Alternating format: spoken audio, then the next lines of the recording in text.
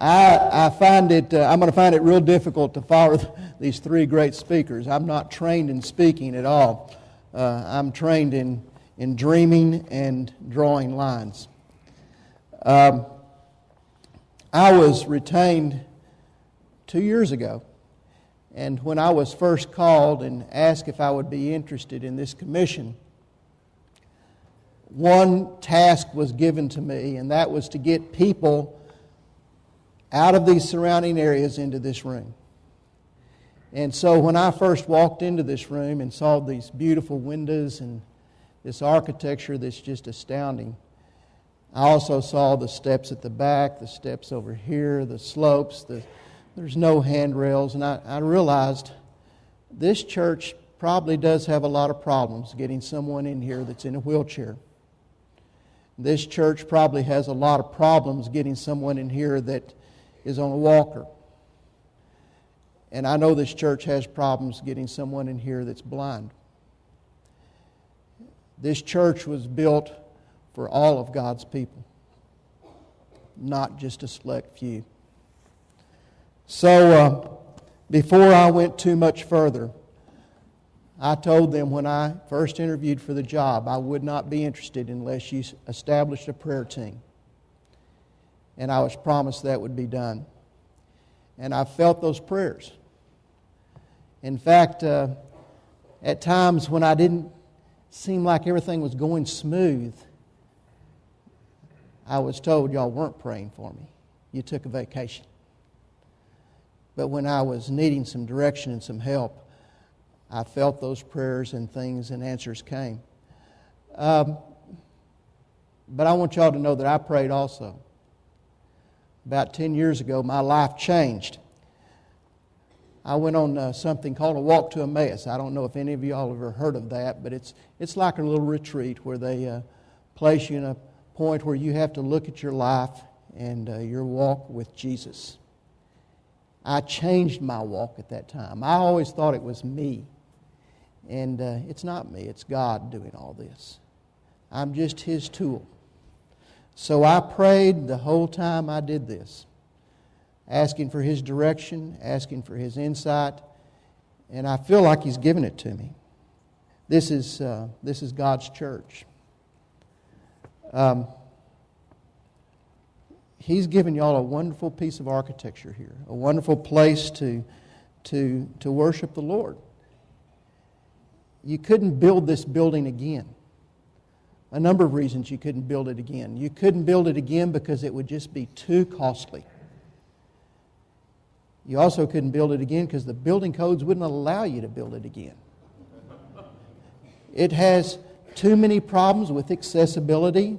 And the other thing that I pointed out to the committee is you've got a tremendous problem in case there was a fire. How do you get out of here? If you're in the basement and you've never been in this church before and you're just visiting and that basement fills with smoke, how would you get out? Or the second level or the third level. So you couldn't build this building again for a number of reasons. But this is a beautiful building. This is an actual work of art.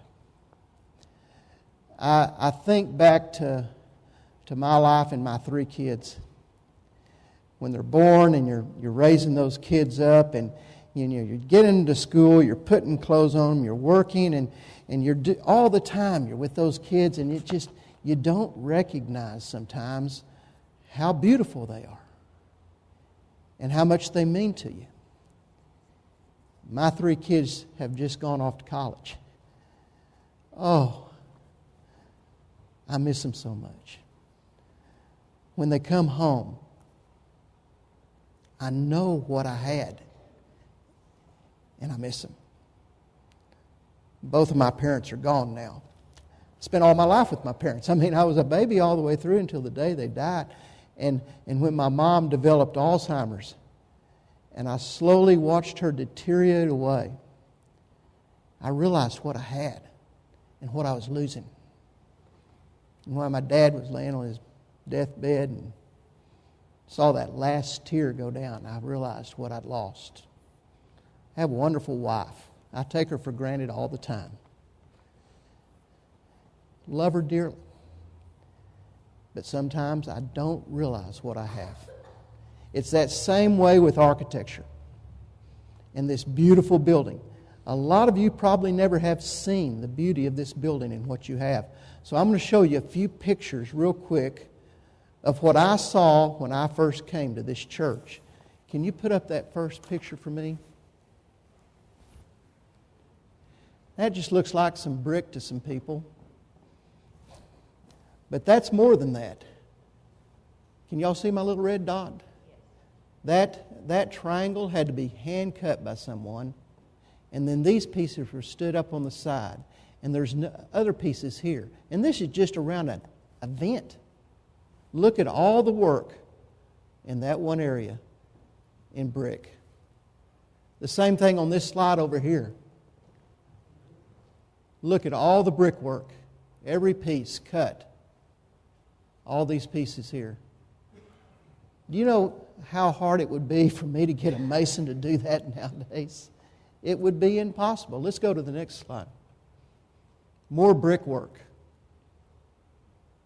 Absolutely beautiful. The problem is, though, some people have taken this facility for granted. They've been living here so long, they haven't been taking care of it. We've got mortar falling out of the joints, cracks, areas where water can get in your building.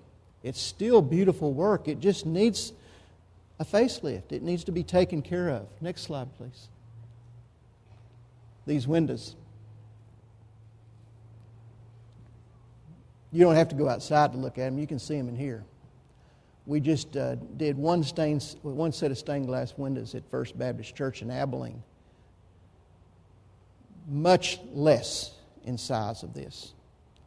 It was just 3 little windows above our baptistry. $250,000. Can you imagine what this cost at today's standards? It needs to be protected. It needs to be preserved. It's beautiful stained glass windows. They're covered with these plexiglass panels on the outside. The people really can enjoy the beauty of these stained glass windows from the outside. There's a reason for it, for protection, but there's other ways of doing that also, where these windows can allow more light through them and really make this a more beautiful space. Let's go to the next slide.